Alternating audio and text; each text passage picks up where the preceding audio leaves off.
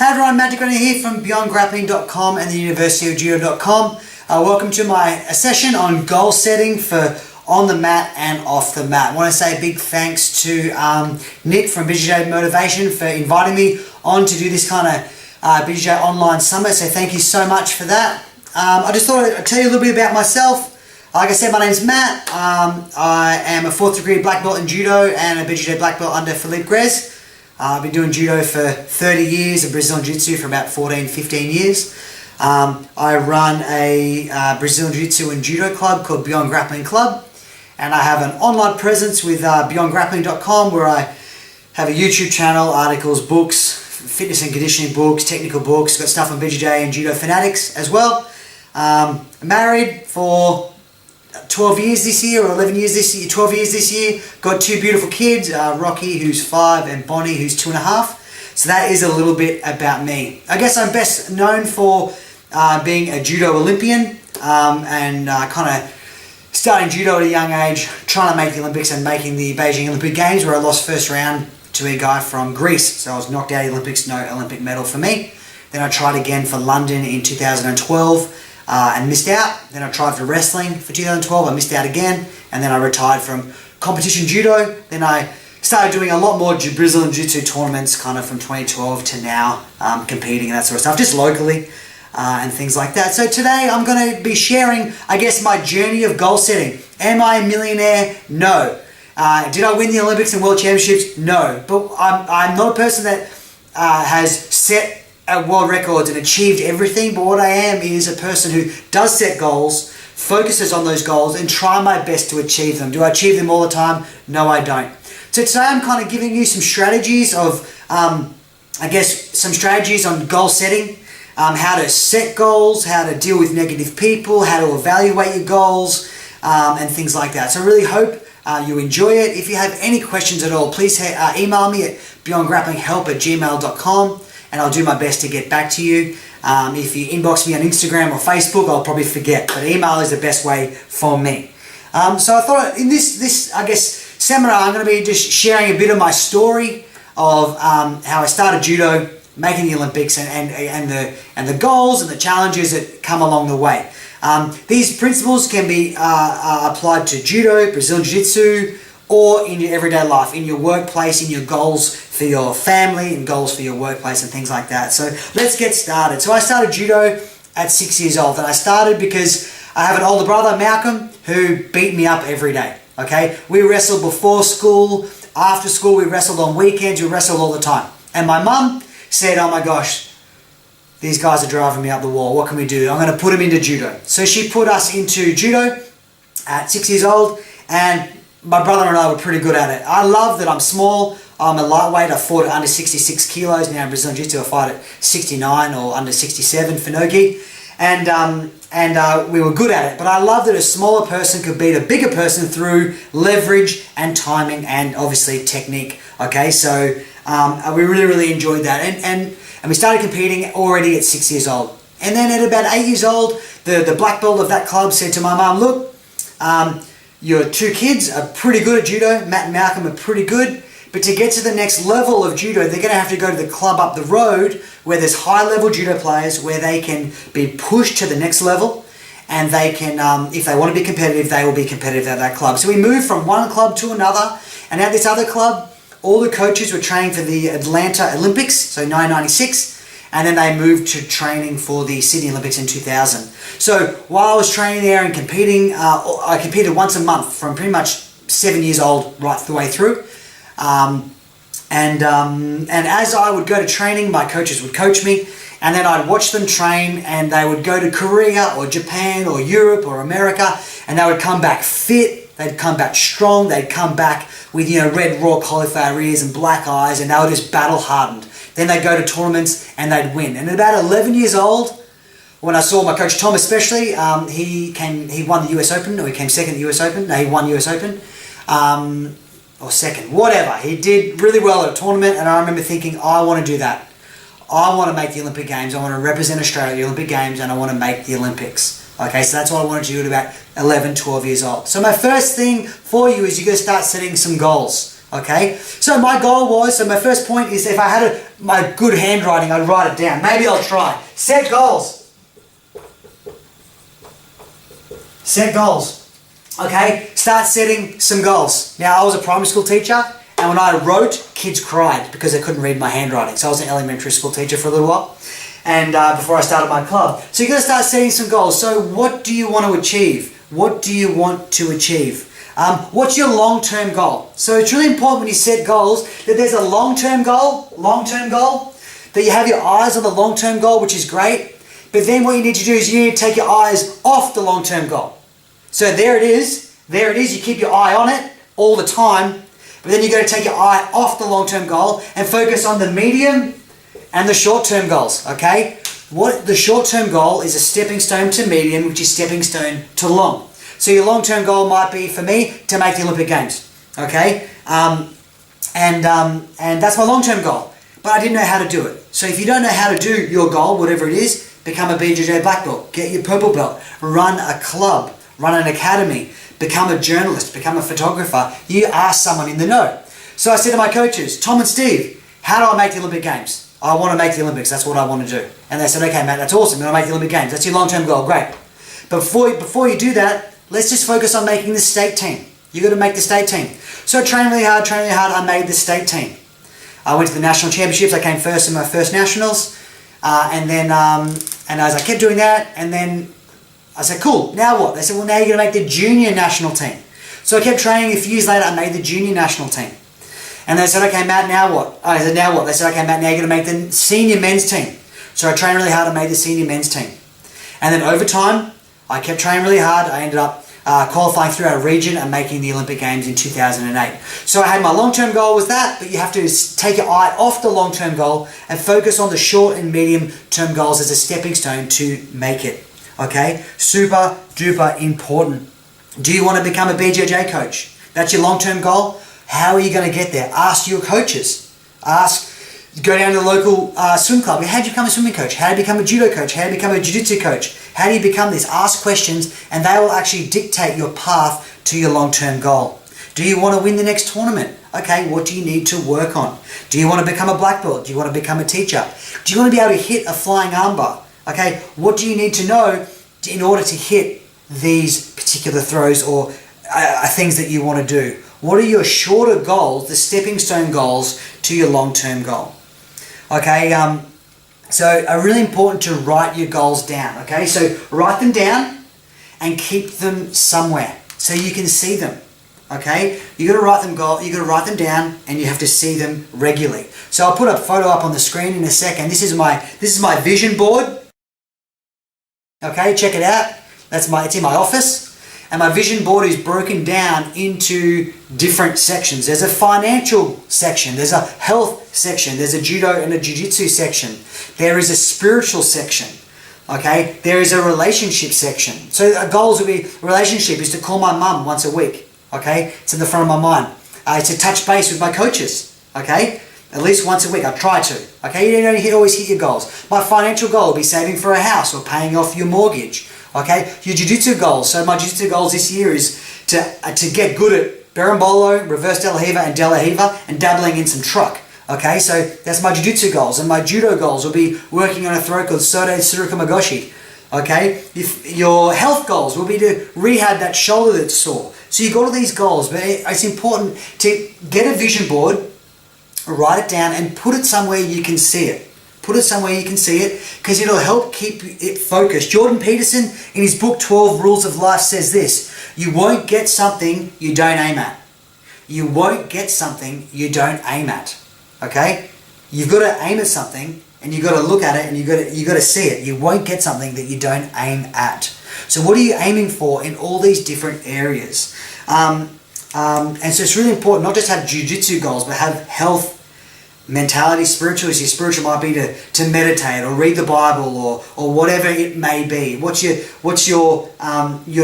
education level? What books are you going to be reading? So have good goals, write them down, make them plain so you can see them, okay? And you can run with that. Now, one of my friends has a vision board.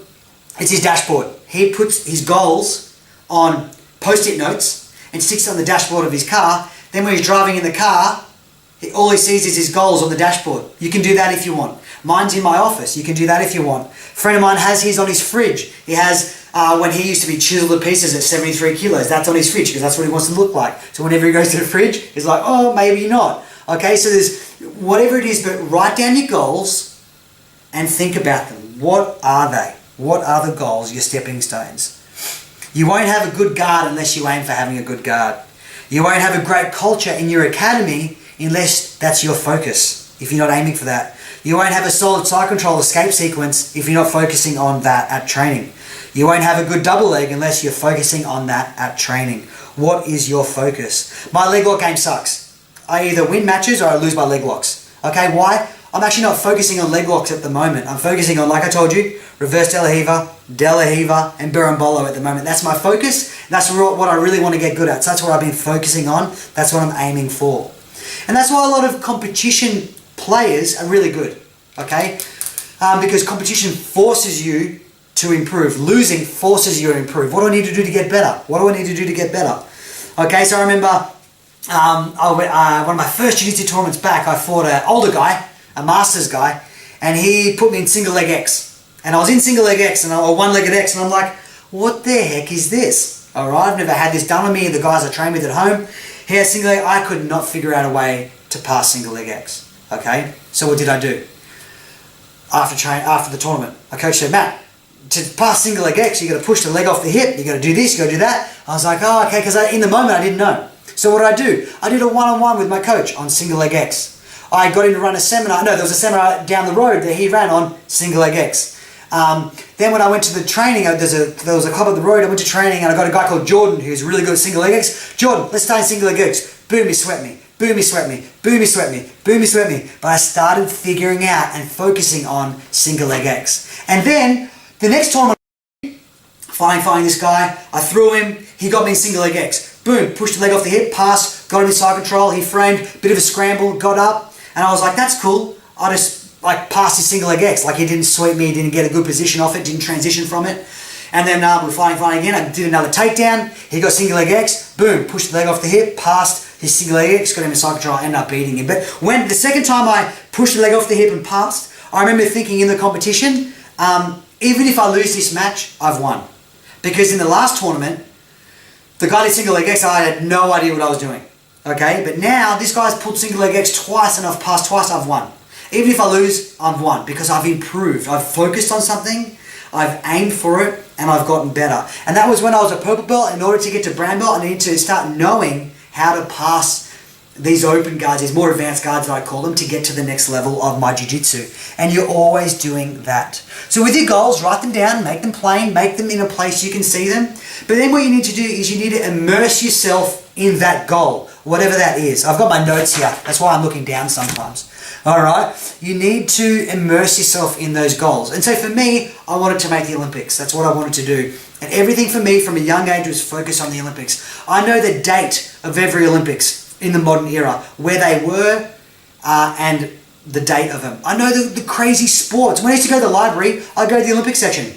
I'd pull out the Olympic books. I'd be reading the Olympic books. I know that they used to have live pigeon shooting and tug of war and solo synchronized swimming. All these weird sports that I know that were in the Olympics because I researched the Olympics. I immersed myself in the Olympic experience. When I would go to national training camps, I'd try to sit on the table where the Olympian was. They blew my mind.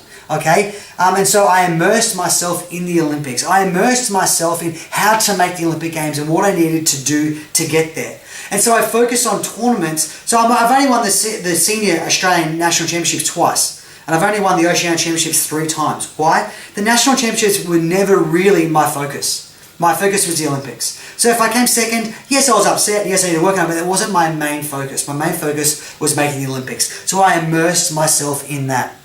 I lost that tournament through single leg X, so I immersed myself in single leg X and X guard because they work hand in hand. So I could get a big view of it so it could actually help me get better. Like I said, I've been working on reverse de la Hiva, and berimbolo. So I've been watching the Mendez brothers. I've been watching the Giano Gripper. I've been watching Jason Rao. I've been watching all these guys to immerse myself in reverse de la Hiva, and berimbolo so I can start understanding the position. But I'm actually immersing myself in the goal that I'm working towards. You know, when I had to start my academy, I stopped working at the club I was working at, and in about 3 months' time I was going to open my club, my Beyond Grappling club. And I listened to everything on how to start a club, how to do direct debits, how to lesson plan, how to build a culture, how to have difficult conversations when people don't pay their membership fees, how to deal with parents, how to grade people. I immersed myself with podcasts and listening and reading so I could actually help achieve my goal. I was talking to a friend yesterday who I'm trying to help make the Fire Brigade, and he said to me, hey Matt, I've been doing the fitness, and because I'm doing the fitness with him, and I'm doing the aptitude testing, but I don't know how much they want me to know of the Fire Brigade. Like, do I need to know that they go to schools and talk about fire safety? Do I need to know that they put, fire things in the roof? And I said, yes, you need to immerse yourself in, in the Fire Brigade. You need to know everything about it. You need to know what they do, where they go, where they sleep, where the stations are. If you immerse yourself in it, you'll be focusing on it and you'll probably make it. That's what they want. So your goals, are you immersing yourself in them? If you want to so people say to me, hey Matt, I want to work on the shoulder throw in judo. I go, cool, what videos are you watching? Oh, I'm not watching any. Well, really? Because if you want to get good at it, I suggest you watch 𝗦𝗘𝗗𝗦𝗢𝗓 and 𝗦𝗢𝗓𝗓𝗓 and all these kind of different people. You know, if you want to focus on leg locks, well, there's Craig Jones, there's 𝗦𝗘𝗗𝗦𝗢𝗓 guys, there's 𝗦𝗢𝗦𝗢𝗓. Like, immerse yourself in it and you're more likely to achieve it. Okay? More likely to achieve it. So I encourage you, write them down, see them regularly. It'll help keep you focused on your long-term goal. What's your long-term goal and what are your stepping stones to get there? So write them down, immerse yourself in them. So for jiu-jitsu, you can have a weekly goal. It might be, I just want to hit a half guard sweep, a roll under sweep, electric chair, whatever you want to do. What is it? Is it to not get subbed by the black belt or the competitive purple belt? Is it to hit a butterfly sweep? Is it just to get single leg X, but you don't do anything with it, but just to get it would be cool. And start going with that. Do you want to just re-guard that guy that always side controls you? Okay, do you want to escape the mat, the guy who holds you in mat, you just want to get a quarter guard? Like, what is it? Your weekly goal, and you can just type in weekly, monthly goals in Google Images and come up with a template, and you can just write down your weekly goals and your monthly goals, and you can even put yearly goals, obviously. Okay, but it's hard technically. In the gym, you go, I used to bench press 95, now I bench press 100. I used to weigh 80, now I weigh 75. It's kind of clear cut. So in jiu-jitsu and judo, here are some things you can do. For judo, it might be this. Here's how to know if you're improving on technique. The first one, can you rep it smoothly? Can you do it smoothly on a cooperative partner? How does your throw feel? Is it sloppy or is it smooth? If it's smooth, then you're probably improving. If it's sloppy, if it feels sloppy, it's probably sloppy. That's the way I always ask people, how did it feel? Did it feel sloppy or smooth? Sloppy, cool. You don't need to ask me how it looks, you just feel it. And you can just feel it. You don't need to ask me how's it look, how's it feel? Can you do it moving? So can you do it moving? Is it sloppy or smooth? Can you see it when you spar? Can you see the hip throw? You might not get it, but can you see the opportunity, the space to do it? And can you enter for it in sparring? Just enter, not to hit it, but just to enter. Can you enter it? Now we look at finishing it. Can you throw a beginner with it in sparring? Can you throw a beginner? Can you throw someone smaller than you with it? Can you throw someone the same size as you? This is the next one. Can you throw a black belt who's bigger than you? And can you do it in competition with competition resistance? These are the levels that take months and years to hit with your technique. In Brazilian Jiu-Jitsu, it might be this. Can you rep it smoothly in training the technique? Is it sloppy or smooth? Can you do it moving in flow rolls? Sloppy or smooth? Can you see it when you roll? Can you see the triangle but not hit it? Can you see the X guard but not get it? Can you enter the barambolo but not finish it? But can you see the opportunity? Can you just enter it for it? Can you enter it when you roll? Now we look at finishing. Can you do it on a beginner? Can you do it on someone smaller than you? Can you do it on someone your size? Can you do it on a black belt who's bigger than you? Can you do it in competition? If you follow these things in all your different areas, you'll start going, oh no, there's a X guard sweep I want to hit. I didn't hit it, but I got X guard 5 times, and last week I only got it once. So you can actually start gauging how you are improving. You know, this competitive purple belt or brown belt subs me 10 times, but now you're going to sub me 8 times. in actual fact, he's only subbed me 10 times last time, 8 times this week, and this week it was only 7, but I swept him once. And so we want to be looking at it not from the sub, but just from the, I took someone's back. I went for back and they escaped, but I nearly got there. A week later, I took someone's back and they held seatbelt for a little while and they escaped. The week later, I took back, got seatbelt, they escaped, and I got mount. So you're starting to see yourself transition and progress. So write your goals down, see them, immerse yourself in them, evaluate them.